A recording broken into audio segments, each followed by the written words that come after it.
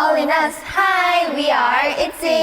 อันยองสวัสดีครับทุกคนถ้าหากจะพูดถึงวงเกิร์ลกรุ๊ปที่มีผลงานเพลงดังปังทุกเพลงนับตั้งแต่เดบิวต์เพลง Girl Crush ที่เป็นเอกลักษณ์และดนตรีสไตล์ EDM บวกกับท่าเต้นอันทรงพลังพวกเธอเป็นหนึ่งในวงเกิร์ลกรุ๊ประดับท็อปของเจเนเรชันที่ 4 ในวงการ K-POP ใช่ครับผมกำลังพูดถึงวง ITZY เกิร์ลกรุ๊ปจากค่าย JYPที่เดบิวต์ในปี 2019 นั่นเองหลังจากที่โอติงได้เคยทำคลิปป้ายยาสมาชิกทั้ง 5 คนกันไปแล้วนะครับวันนี้ก็ถึงเวลาแล้วกับโอติงเล่าเรื่อง ITZY เส้นทางของราชินีเกิร์ลกรุ๊ป Gen 4 เรื่องราวของพวกเธอจะมีอะไรบ้างไปดูกันเลยล่าสุดวันที่ 15 กรกฎาคม 2022 ITZY ได้คัมแบ็กด้วยการปล่อยมินิอัลบั้มชุดที่ 5 Checkmate Number Title Sneakers อย่าลืมไปรับชมมิวสิกวิดีโอและสตรีมเพลงในอัลบั้มกันด้วยนะครับก่อนจะไปรับชมอย่าลืมกด Subscribe และกดกระดิ่งแจ้งเตือนจะได้ไม่พลาดคลิปใหม่ๆจากช่องอติงนะครับ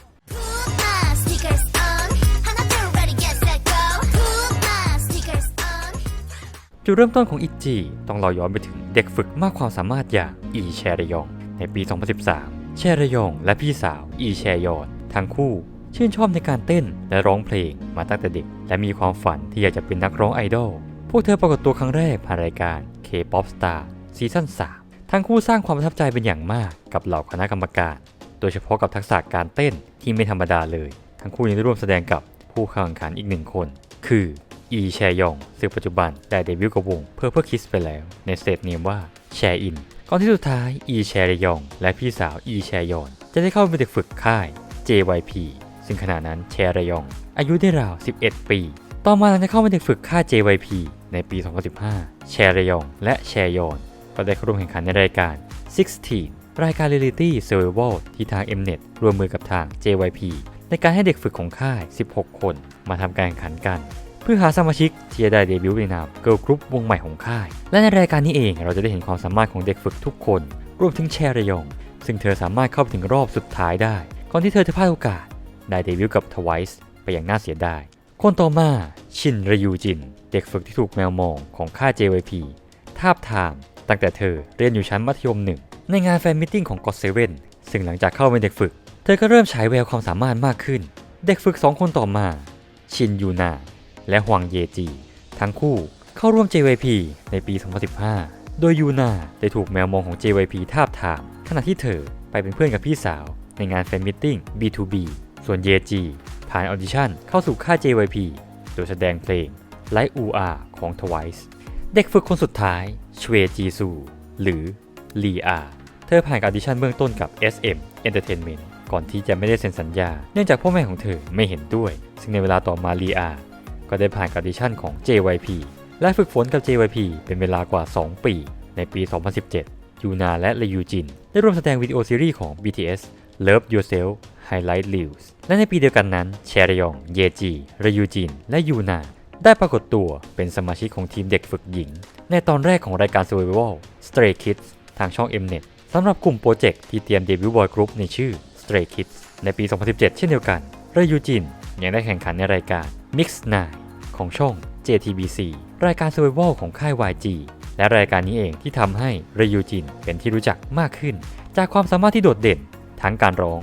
การแรปและการเต้นเธอจบรายการนี้ด้วยคะแนนเป็นอันดับ 1 ของทีมหญิงแต่ไม่ได้เดบิวต์เพราะแพ้กับทีมผู้ชายและยังฮยอนซอก CEO ของ YG ณขณะนั้นก็ชื่นชอบเรยูจินมากจนอยากให้เธอมาอยู่กับ YG แต่เธอตัดสินใจอยู่กับค่าย JYP ต่อไปก่อนที่ต่อมาในปี 2018 ฮวงเยจีได้เป็นหนึ่งในผู้แข่งขันของรายการ The Fan ทางช่อง SBS ซึ่งในรายการนี้เองที่เราจะเห็นความสามารถของเยจีแบบเต็มๆทั้งการร้องการแรปโดยเฉพาะทักษะการเต้นที่โดดเด่นมากๆแม้ว่าต้องตกรอบไปในตอนที่ 5 แต่เยจีก็ได้รับการขนานนามว่าเป็น JYP's Secret Weapon หรืออาวุธลับของ JYP ในช่วงแรกมีข่าวลือมากมายก่อนการเดบิวต์ว่า JYP นั้นเตรียมการเดบิวต์เกิร์ลกรุ๊ปวงใหม่โดยจะมีสมาชิกทั้งหมด 5 หรือ 6 คนซึ่งรวมถึงเด็กฝึกมากความสามารถอย่างจอห์นโซมีที่ได้รับความนิยมมาตั้งแต่ 16 ไปจนถึงอันดับ 1 ในรายการ Produce 101 ซีซั่น 1 และได้เดบิวต์เป็นเซนเตอร์ของ IOI หลังจากที่สัญญากิจกรรมของ IOI สิ้นสุดลงโซมีเรยูจินเยจีลีอาและแชรยองก็ได้ถูกพบเห็นว่าไปไหนมาไหนด้วยกันในช่วงก่อนการเดบิวต์ รวมถึงภาพถ่ายโปรไฟล์จากชองชุนสตูดิโอซึ่งทำให้สแตนตึกฟ้าต่างคาดการณ์กันว่าไลน์อัพเดบิวต์จะเป็น 5 คนนี้แน่นอนแม้ว่าจะยังไม่มีการยืนยันอย่างเป็นทางการเกี่ยวกับเรื่องนี้แต่แล้วต่อมาโซมีก็ได้ประกาศว่าเธอตัดสินใจออกจากค่าย JYP โดยได้เข้าร่วมกับ The Black Label บริษัทในเครือของ YG และได้เตรียมเดบิวต์เดี่ยวแทนแชรยองยังสารภาพในภายหลังด้วยว่าการเป็นเด็กฝึกมากว่า 7 ปีนั้นยากลำบากมากและพวกเธอทุกคนก็ได้สารภาพว่าเคยพยายามออกจากค่าย JYP ก่อนที่สุดท้ายจะได้เดบิวต์เกิร์ลกรุ๊ปวงใหม่ของ JYP ได้ถูกวางไว้ในคอนเซปต์แบบ Girl Crush และมีการเสนอชื่อวงเป็นคำที่มีความหมายเกี่ยวข้องกับคอนเซปต์นี้โดยชื่อที่เกิดจะกลายเป็นชื่อวงของพวกเธอได้แก่ Purple Heart Trigger รวมถึงชื่อที่กลายเป็นรายการ Reality Survival แล้วอย่าง Queendom ก็เป็นชื่อที่ถูกเสนอขึ้นเช่นเดียวกันก่อนที่สุดท้ายพวกเธอได้ใช้ชื่อ ITZY เป็นการโปรโมทซึ่งโปรดิวเซอร์พักจินยองหรือ JYP นั้นได้นิยามความหมายว่าสมาชิกทั้ง 5 คนมีทุกสิ่งที่ทุกคนต้องการเมื่อวันที่ 21 มกราคม JYP ก็ได้ประกาศว่าจะเปิดตัวเกิร์ลกรุ๊ปวงใหม่ครั้งแรกนับตั้งแต่ TWICE ในปี 2015 และเป็นวงไอดอลต่อจาก Stray Kids ในปี 2017 ซึ่งช่อง YouTube อย่างเป็นทางการของค่ายก็ได้อัปโหลดตัวอย่างวิดีโอที่เปิดเผยสมาชิกทั้ง 5 คนเอาล่ะครับก่อนจะไปฟังเรื่องราวต่อไปเราทำความรู้จักกับสมาชิกทั้ง 5 คนกันคร่าวๆดีกว่าโดยสมาชิกวงจะประกอบไปด้วยสมาชิกชาวเกาหลีล้วนและมีความสามารถล้นเหลือทุกคนคนแรกฮวางเยจีหรือเยจีเกิดวันที่ 26 พฤษภาคม ปี 2000 เด็กสาวจากเมืองชอนจูจังหวัดชอนลาเหนือประเทศเกาหลีใต้ต้าเพลิงนวลอาวุธลับของ JYP พี่สาวคนโตของวงเธอจะรับหน้าที่เป็นลีดเดอร์เมนแดนเซอร์ลีดโวคอลและซับแรปเปอร์ถือว่าเป็นหนึ่งในออลราวเดอร์ของวงเลยทีเดียว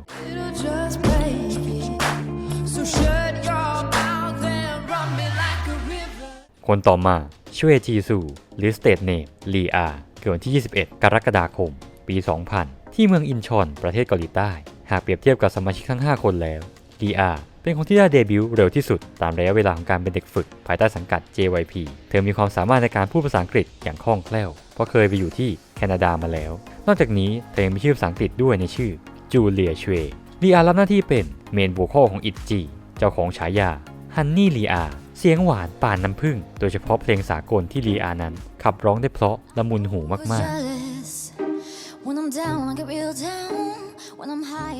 สมาชิกคนที่ 3 ชินริยูจินหรือริยูจินเกิดวันที่ 17 เมษายน ปี 2001 ที่โซลเกาหลีใต้เพชรเม็ดงามของ JYP เด็กฝึกที่ผ่านการเจรไนมาถึง 4 ปีก่อนจะได้เดบิวต์ในฐานะเมนแรปเปอร์ลีดแดนเซอร์รวมถึงซับโวคอลและได้รับหน้าที่เป็นเซนเตอร์ของวงเธอมีความสามารถรอบด้านทั้งการเต้นมีเสียงแรปสมบูรณ์แบบด้วยน้ำเสียงที่เข้มอันเป็นเอกลักษณ์เพอร์ฟอร์มานซ์การแสดงสดที่ยอดเยี่ยมและการแสดงออกทางสีหน้าของเธอที่ตกคนดูได้อีกเพียบ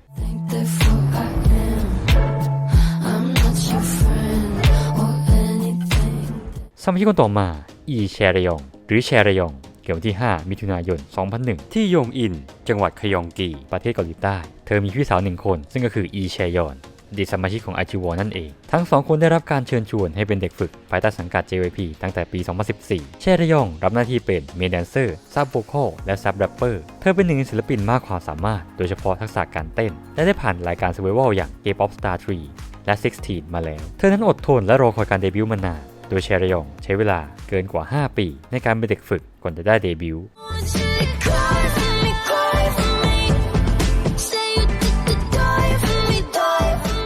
สมาชิกคนสุดท้ายจิ๊กซอว์ชิ้นสำคัญชินยูนาหรือยูนาเกิดวันที่ 9 ธันวาคม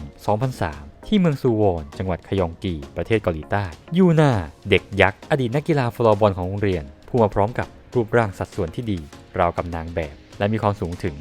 170 เซนติเมตรยูนารับหน้าที่เป็นเมนแรปเปอร์ลีดแดนเซอร์ซับโวคอลวิชวลและมักเน่น้องเล็กของวงเมื่อตอนที่เธอยังเป็นเด็กฝึกเดิมทีนั้นเธออยู่ในกลุ่มเตรียมเดบิวต์ร่วมกับสมาชิกของ NMIX แต่เมื่อได้ยินว่าต้องเข้าร่วมกับรุ่นพี่ ITZY เธอก็ค่อนข้างประหม่าในขณะนั้นและรู้ว่าทักษะของเธอยังขาดอยู่เมื่อเทียบกับสมาชิกคนอื่นแต่หลังจากการเดบิวต์แล้วเธอได้แสดงศักยภาพที่เฉิดฉายออกมาให้ทุกคนได้เห็นว่าเธอนั้นพร้อมแล้ว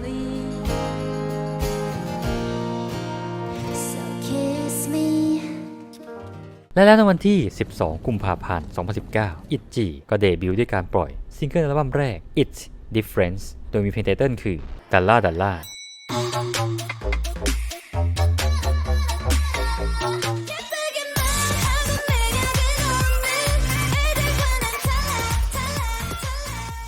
อ ITZY ได้เปิดตัวในชาร์ตบิลบอร์ดสำหรับเพลง K-POP วงใหม่ในรอบหลายปีโดย Dalla ขึ้นอันดับที่ 3 และสูงสุดที่อันดับ 2 ในชาร์ต World Digital Song Sales เพลงนี้ยังมียอดขาย 2,000 ดาวน์โหลดในสหรัฐอเมริกาในสัปดาห์ของวันที่ 14 กุมภาพันธ์ทำให้กลายเป็นเพลง K-POP ที่ขายดีที่สุดในสัปดาห์นั้นพวกเธอได้โปรโมทเพลง B-side อย่าง Want It ควบคู่ไปด้วย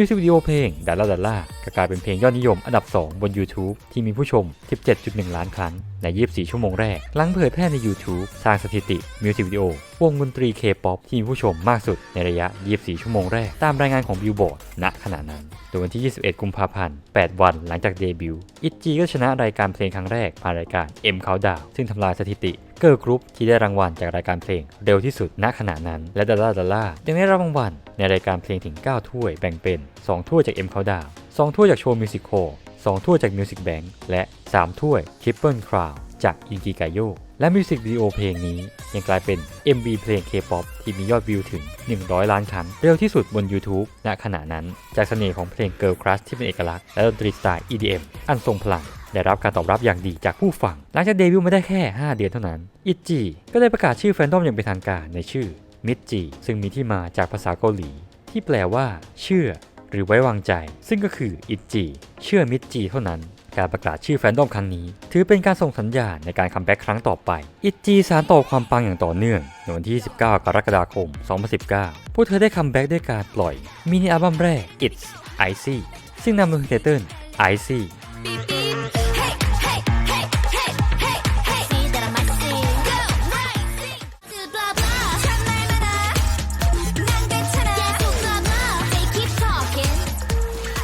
เพลงนี้ได้ลุงผักพักจินยองมาโปรดิวซ์เพลงให้พวกเธอได้โปรโมทเพลง B-side ด้วยในอัลบั้มนี้ผ่านเพลง It's Summer Watch up summer Watch up summer Watch up summer It's my summer It's my summer โดยอัลบั้มขึ้นสูงสุดอันดับที่ 3 ในการออนอัลบั้มชาร์ตเพลง Icy ประสบความสำเร็จอย่างมากในรายการเพลงโดยชนะไปถึง 12 ถ้วยแบ่งเป็น 2 ถ้วยจาก M Countdown 3 ถ้วย Triple Crown จากโชว์มิวสิคโค2 ถ้วยจาก Music Bank 2 ถ้วยจาก Inkigayo และ 3 ถ้วย Triple Crown จากโชว์แชมเปี้ยนต่อมาเพลง Dalla ยังได้มียอดสตรีมบนการออนมิวสิกชาร์ตถึง 100 ล้านครั้งส่งผลให้วงได้รับใบรับรองแพลตตินัมเป็นครั้งแรกเป็นเพลงเดบิวต์เพลงแรกของ K-POP ที่ได้รับการรับรองแพลตตินัมจาก Korean Music Content Association หรือ KMCA และยังเป็นซิงเกิลอันดับที่ 8 ในรายการ 20 เพลง K-POP ที่ดีที่สุดประจำปี 2019 จากการรวบรวมโดย Dasset MV เพลง Dalla และ Icy ยังอยู่ในรายชื่อ MV ยอดนิยมของเกาหลีใต้บน YouTube อันดับที่ 2 และ 7 ตามลำดับหลังจากเปิดตัวเดบิวต์ปีแรกแบบสุดปังพวกเธอก็ได้ปล่อยข่าวดีให้กับ MITZY ในวันที่ 22 กันยายน JYP ได้ประกาศทัวร์โชว์เคสของ ITZY ซึ่งก็คือ ITZY Premium Showcase Tour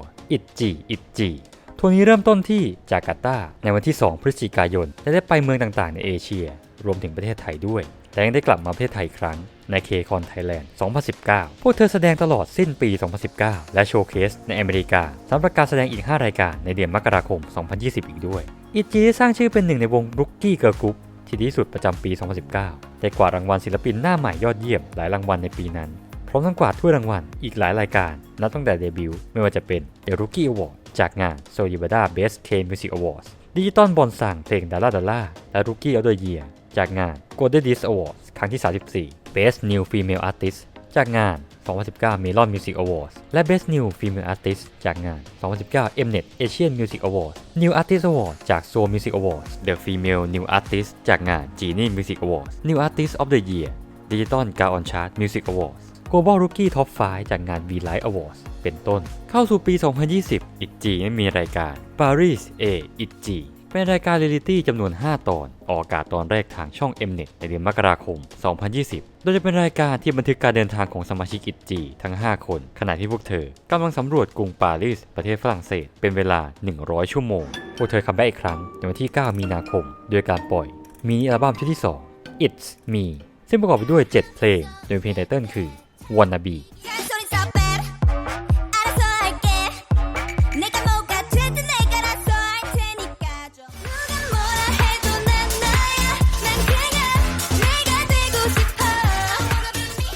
เพลงที่ทำเอาบรรดามิจจิที่กักตัวอยู่บ้านช่วงโควิดเปิดวนเต้นตามมาทั้งวันกับท่า shoulder dance หรือท่าโยกไหล่เชื่อว่ามิจจิหลายคนที่เต้น cover เพลงนี้ต้องมีปวดหลังปวดไหล่กันบ้างพวกเธอยังได้ปล่อยวิดีโอ ITZY Selfie Cam สำหรับโปรโมทเพลง B-Side อย่าง Nobody Like You อีกด้วย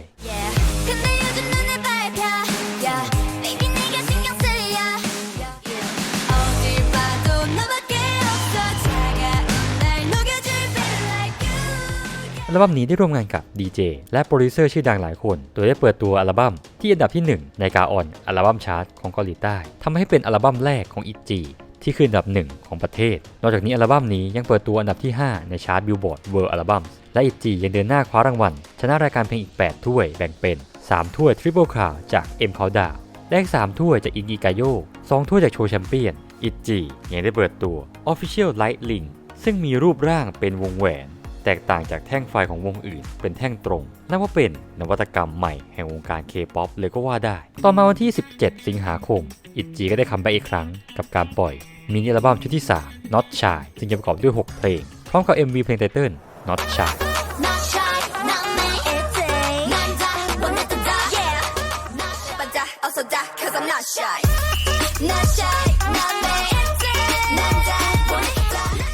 เพลงนี้ได้ลุงพักจินยองมาโปรดิวซ์ให้อีกครั้งหนึ่งกับเสน่ห์เพลงป๊อปแบบ Teen Crush อันเป็นเอกลักษณ์ของ ITZY เช่นเคยอัลบั้ม Not Shy เดบิวต์อันดับ 1 ที่กาออนอัลบั้มชาร์ตด้วยยอดขายกว่า 219,048 ชุดและเป็นบั้มที่ 2 พวกเธอที่ติดชาร์ตนี้ ITZY ได้โปรโมทเพลง B-Side ในอัลบั้ม Be In Love เพลงช้าที่เน้นเสียงร้องเพลงแรกของ ITZY ที่มีดนตรีเป็นทำนองกีตาร์เมมเบอร์ทุกคนได้โชว์ศักยภาพในการร้องจากเพลงนี้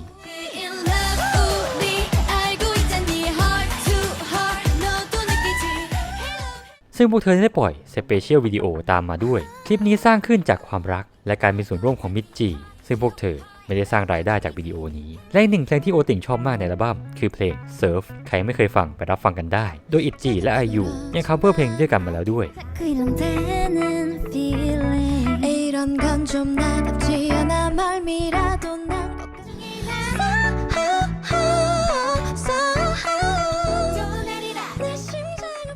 ITZY ได้โปรโมทเพลง Not Shy ในรายการเพลงและคว้ารางวัลมาได้อีก 5 ถ้วยแบ่งเป็น 1 ถ้วยโชว์แชมเปี้ยน 1 ถ้วย Music Bank และ 3 ถ้วย Triple Crown จาก M Countdown และในปีนี้ ITZY ก็ได้รางวัลในหลายรายการไม่ว่าจะเป็น Choice Award และ Hot Issue Award จากงาน Asia Artist Award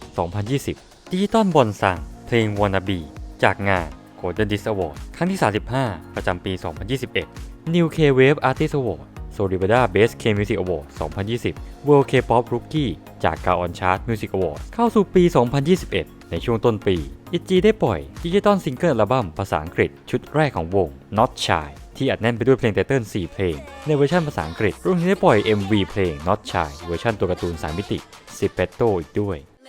Let me know, 'cause I'm not shy. Not shy, not me, it's it.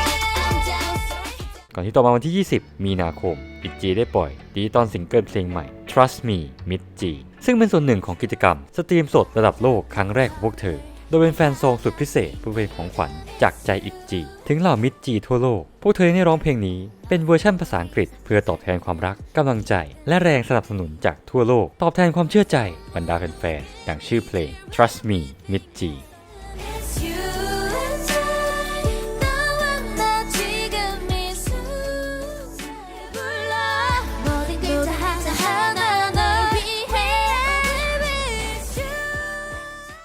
นอกจากจะปล่อยผลงานเพลงพวกเธอยังได้ปล่อยวิดีโอคอนเทนต์ต่างๆใน YouTube Channel ของวงเช่น ITZY Hello 2021 รายการจับคู่พูดคุยสบายๆกับเพื่อนร่วมวง CSI Codename Secret ITZY รายการไขรหัสลับปริศนาและ It's Playtime รวมกับช่อง Hello Attitude รายการสุดน่ารักที่จัดรายการร่วมกับเด็กน้อยชาวต่างชาติ So you mean you're fat? Fat? Just tell the truth. I'm serious. และยังมีส่วนร่วมกับรายการดังๆอีกหลากหลายรายการต่อมาวันที่ 30 เมษายน 2021 ITZY ได้คัมแบ็กอีกครั้งกับมีอัลบั้มชุดที่ 4 Guess Who ซึ่งประกอบด้วย 6 เพลงนำโดยเพลงไตเติ้ล Mafia in the Morning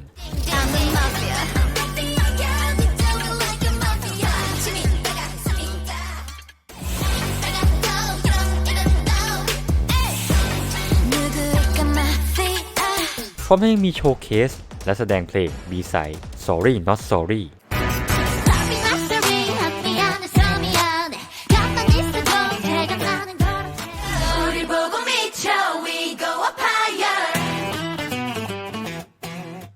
โดยส่วนตัวแล้วในอัลบั้มนี้โอติงชอบเพลง Shoot เพลงดีมากๆเหมาะกับดาว TikTok 나게 shoes 빨간 shoes yeah no questions what I look เพลง Mafia in the Morning ยังได้ลุงผักพักจินยองมาโปรดิวซ์ให้อีกครั้งหนึ่งโดยอัลบั้มนี้เข้าสู่ชาร์ต Billboard 200 ของอเมริกาเป็นครั้งแรกในอันดับที่ 148 การโปรโมทในรายการเพลงรอบนี้อิจิชนะรางวัลได้ 5 ถ้วยแบ่งเป็น 2 ถ้วยจาก M Countdown 1 ถ้วย Music Bank 1 ถ้วย อินกิกายโยและ 1 ถ้วยจากโชว์แชมเปี้ยนก่อนที่อิจิจะได้ปล่อยเพลง In the Morning เวอร์ชันภาษาอังกฤษตามมาในวันที่ 14 พฤษภาคม I'm the mafia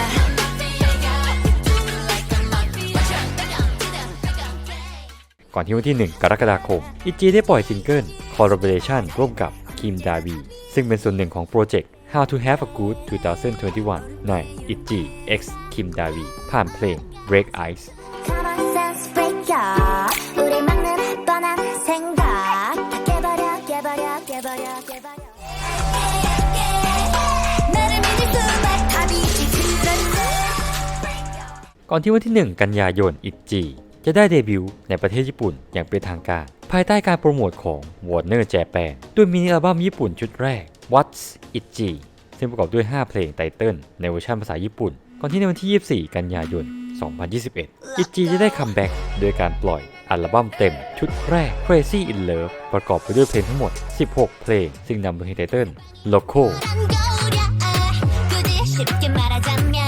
I feel like I was born to love you 넌 날 반쯤 미치게 만들어 You got me like cray cray cray loco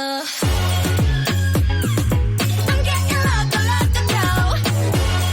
เพลง Loco จะถูกบรรยายว่าเป็นเพลงที่มีแรงดึงดูดและสัมผัสได้ถึงสไตล์ของ Generation Z โดยเพลงนี้ได้ร่วมงานกับโปรดิวเซอร์ทีม Galactica อีกครั้งหนึ่งหลังจากเคยร่วมงานกันมาแล้วในเพลงไตเติ้ลอย่าง Dalla Dalla และ Wannabe ซึ่งพวกเธอได้ปล่อย MV รวมถึงโปรโมทเพลง B-side ด้วยในเพลง Swipe 원하는 casting 미안한데 내가 정중히 거절할게 Swipe swipe swipe swipe swipe swipe 미안한데 next Swipe swipe อัลบั้ม Crazy in Love เปิดตัวอันดับที่ 11 บน Billboard 200 ซึ่งเป็นอันดับสูงสุดเป็นสถิติใหม่ของวงและเพลง Loco ก็สามารถชนะรายการเพลงได้อีก 3 ถ้วยแบ่งเป็น 1 ถ้วยจาก M Countdown 1 ถ้วยจาก Music Bank และอีก 1 ถ้วยจาก อินกิกายโยก่อนที่วันที่ 22 ธันวาคมอิจิได้ออกอัลบั้มรวมเพลงภาษาญี่ปุ่น Japanese Based Album ในชื่อ It's ITZY พร้อมกับได้ปล่อยมิวสิกวิดีโอเพลง Wannabe เวอร์ชันภาษาญี่ปุ่นในวันที่ 1 พฤศจิกายน 2021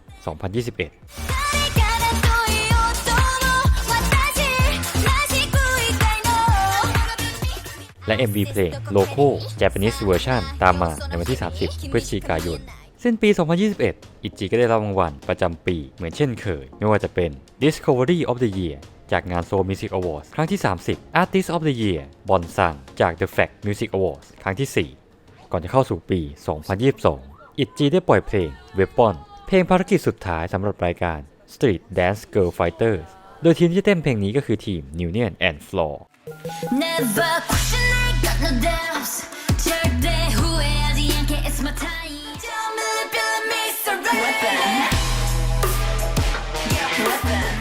โดยวันที่ 10 กุมภาพันธ์ก็มีรายงานจาก Billboard ว่า Republic Records และ JYP Entertainment ได้เพิ่มศิลปินวง ITZY เข้าเป็นพาร์ทเนอร์พวกเขา ซึ่งในตอนแรกก็มีเพียงวง Twice เท่านั้น ก่อนที่ต่อมาวันที่ 6 เมษายน 2022 ITZY ได้ปล่อยซิงเกิลภาษาญี่ปุ่นเพลงแรก พร้อมกับได้ปล่อยมิวสิกวิดีโอเพลง Voltage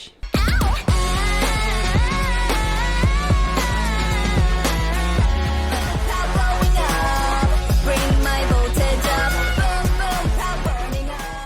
ต่อมาพวกเธอยังได้มี ITZY The First Fan Meeting ITZY MITZY Let's Fly งานแฟนมิทติ้งครั้งแรกที่จัดขึ้นโดย ITZY ในวันที่ 9 เมษายน 2022 โดยเป็นการจัดแบบออฟไลน์ที่ Yes 24 Live Hall และออนไลน์ผ่านทาง Beyond Live ต่อมาวันที่ 14 เมษายน ITZY ได้ปล่อย 20 Video The First Fan Meeting ออกมาอีกด้วย 수업 시간 자칫하면 그저 있던 버킷리스트 페이지가 까맣도록 끝을 몰랐지 5번째 애매하게 숨겨놓은 12시 땡 하자마자 기다려 We like to party I am just training 2020 ooh ooh 2020 ooh 2020 ooh พวกเธอยังได้มีรายการ ITZY Cozy House ซึ่งออกอากาศตอนแรกทางช่อง Mnet ในวันพุธที่ 4 พฤษภาคม และได้เปิดตัวครั้งแรกในช่อง YouTube ของ M2 ซึ่ง ITZY Cozy House จะเป็นรายการเรียลิตี้ที่วง ITZY จะเป็นเจ้าของ Guest House ในเกาะเชจูและนำเสนอความทรงจำอันล้ำค่าให้กับแขกผู้เข้าพักและได้ใช้ชีวิตร่วมกันต่อมา JYP ก็ได้ประกาศวันที่ 2 มิถุนายน 2022 ว่า ITZY จะกลับมาพร้อมกับเพลงใหม่ในเดือนกรกฎาคมรวมถึงจะมีการเวิลด์ทัวร์ครั้งแรกเพื่อเป็นการโปรโมทการออกเพลงใหม่ในคัมแบ็กรอบนี้โดย ITZY ได้ปล่อยตารางการโปรโมทพร้อมรายละเอียดของมินิอัลบั้มที่จะมาถึงในชื่อ Checkmate รวมถึงตารางทัวร์ 8 เมืองที่อเมริกาในเดือนพฤศจิกายนก่อนได้มีการประกาศว่าจะมีการแสดง 2 รอบในกรุงโซลในวันที่ 6 และ 7 สิงหาคมเรื่องที่ไม่รู้ก็ได้แต่รู้ก็ดีของ ITZY ได้ร่วมงานกับ Line Friends ในการออกแบบตัวละคร Witchy ITZY X Line Friends ซึ่งได้ปล่อยเบื้องหลังกระบวนการสร้างสรรค์ของพวกเธอสำหรับตัวละครนี้ก็คือกลุ่มเพื่อนตลอดชีวิตหรือ Lifelong Friends ที่ถูกสร้างขึ้นโดย ITZY โดยร่วมงานกับ Creative Academy ของ Line โดยจะประกอบไปด้วย Hat ยาทุกชองอีและแคปบิดซึ่งถูกสร้างขึ้นมาในภาพลักษณ์ของสมาชิก ITZY เยจีผู้สร้าง Hat ได้รับแรงบันดาลใจจากลักษณะของมันเทศย่างที่อุ่นหวานและนุ่มเธอต้องการให้ตัวละครของเธอมีลักษณะแบบเดียวกันแม้ว่าเริ่มแรกเยจีอยากให้แฮทเป็นแมวในชุดหมีแต่หลังจากแก้ไขแล้วแฮทกลับกลายเป็นแมวที่ดูเหมือนมันเทศแทนโดยตัวละครแฮทเต็มไปด้วยความมั่นใจและความรอบคอบและมีลักษณะเช่นเดียวกับเยจีลีดเดอร์ของ ITZY นั่นเองลีอาต้องการออกแบบตัวละครของเธอในชื่อลีอาเป็นสัตว์ที่เกียจคร้านในตอนแรกเธอไม่รู้จักวิธีวาดสล็อตเธอออกแบบตัวละครเหมือนกับโดนัทแต่ด้วยความช่วยเหลือจากศิลปินมืออาชีพของไลน์ความคิดของเธอก็เป็นจริงเธอยังเน้นด้วยว่าตัวละครของเธอควรรวบรวมคำวลีที่มีบรรยากาศแห่งความสุขและแสดงลักษณะอื่นๆเช่นความไร้กังวลและผ่อนคลายอาจจะดูเชื่องช้าแต่เธอไม่เกียจคร้านลีอาต้องการให้กำลังใจแฟนๆผ่านตัวละครนี้และแสดงให้เห็นว่าการใช้ชีวิตตามจังหวะของคุณเองนั้นเป็นเรื่องปกติลีอาชอบของหวานมากดังนั้นเธอจึงทำให้ตัวละครมีความชอบในการทำอาหารแบบเดียวกับเธอโดยเพิ่มโดนัทเป็นเครื่องประดับทุกตัวละครของเรยูจินได้รับการออกแบบให้คล้ายกับเธอเป็นลิงที่ชอบใส่เสื้อฮูดมีตาปิดครึ่งหนึ่งและเรยูจินยังชี้ด้วยว่าควรสวมฮูดไว้ด้านหลังใบหูของทุกเพราะเธอนั้นชอบใส่เสื้อฮูดแบบนั้นการออกแบบเบื้องต้นของทุกนั้นไม่แตกต่างจากไฟนอลมากนักทุกเป็นตัวละครสายซึนเดเระที่ภายนอกดูแข็งแกร่งแต่ข้างในกลับอ่อนโยนเข้ากับบุคลิกของเรยูจินได้อย่างลงตัวชองอีตัวละครของแชรยองก็คือชองอีเป็นคนที่สามารถช่วยตัดสินใจและให้คำแนะนำเมื่อทีมต้องเผชิญกับสถานการณ์ที่ยากลำบากในขณะที่เธอต้องการให้ตัวละครของเธอเต็มไปด้วยความรู้และประสบการณ์แชรยองจึงใช้ชองอีจากแนวคิดของกูมิโฮหรือจิ้งจอก9 หางอายุ900 ปีโดยชองอีจะมีขนสีเดียวกับท้องฟ้าสีครามและหางพิเศษที่โผล่ออกมาโดยเฉพาะสถานการณ์ที่ร้ายแรงแคปบิดตัวละครของยูนาถูกสร้างขึ้นมาให้เป็นคนที่ทำให้เธอหัวเราะทุกครั้งที่เห็นแคปบิดได้รับการออกแบบให้ดูเหมือนกระต่ายที่สวมชุดแมวเป็นเพราะยูนาต้องการมีภาพลักษณ์ที่เหมือนกับแมวแต่แฟนๆของเธอมักจะบอกว่าเธอคล้ายกับกระต่ายโดยลักษณะที่น่ารักของเธอยูนาต้องการให้แคปบิดเป็นกระต่ายที่ต้องการเป็นแมวแต่เธอทำผิดพลาดในเรื่องของการร่างแคปบิดที่เป็นแมวที่ต้องการเป็นกระต่ายซึ่งตรงกันข้ามกับที่เธอตั้งใจไว้จริงๆภาพสเก็ตสุดท้ายได้แก้ไขความผิดพลาดนี้ทำให้เกิดแคปบิดที่ITZYและMITZYต่างชื่นชอบแคปบิดจะมีความคล้ายกับบุคลิกที่แท้จริงของยูนาสดใสร่าเริงและกระฉับกระเฉงเธอยังมีความทะเยอทะยานและว่องไว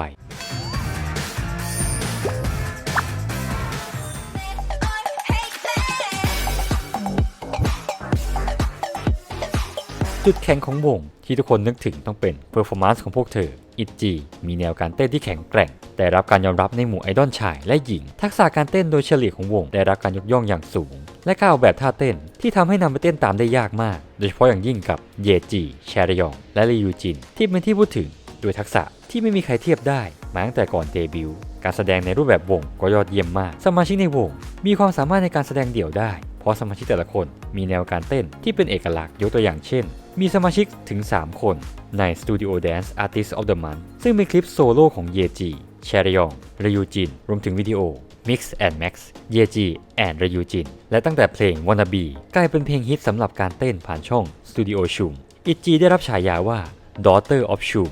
หรือลูกสาวของ Studio Shum พวกเธอได้ปรากฏตัวใน Studio Dance นี้ทุกครั้งที่ ที่ได้คัมแบ็กในส่วนของยูนาแม้ว่าพี่สาวทั้ง3คนจะได้รับการประเมินว่าเป็นแดนเซอร์เกิร์ลกรุ๊ประดับท็อปแต่เธอก็ถือว่าเป็นคนที่มีทักษะการเต้นที่ยอดเยี่ยมเช่นเดียวกับสมาชิกคนอื่นโดดเด่นด้วยการเต้นที่เท่และเฉียบคมบวกกับการใช้ความสามารถทางร่างกายของเธอให้เป็นประโยชน์ส่วนลีอาเมื่อเทียบกับสมาชิกคนอื่นที่มีความสามารถด้านการเต้นมันอาจทำให้เธอดูไม่ค่อยมั่นใจในช่วงแรกๆและวิตกกับการเต้นแต่ปัจจุบันเธอพัฒนาและทำได้ดีขึ้นมากๆพวกเธอยังได้มีรายการ ITZY B Gap of ITZY Live Streaming ทุกคืนวันศุกร์ 2 ทุ่มทางช่อง Now Now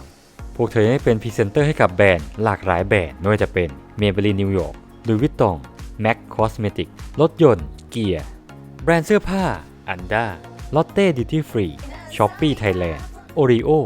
ชุดกีฬา Adidas Nylon Korea X Calvin Klein สเปรย์ดับกลิ่น H Charm Jupo Contact Lens Clarins Gourmet Chicken ที่ได้มีซิงเกิลเพลง Joyful Moment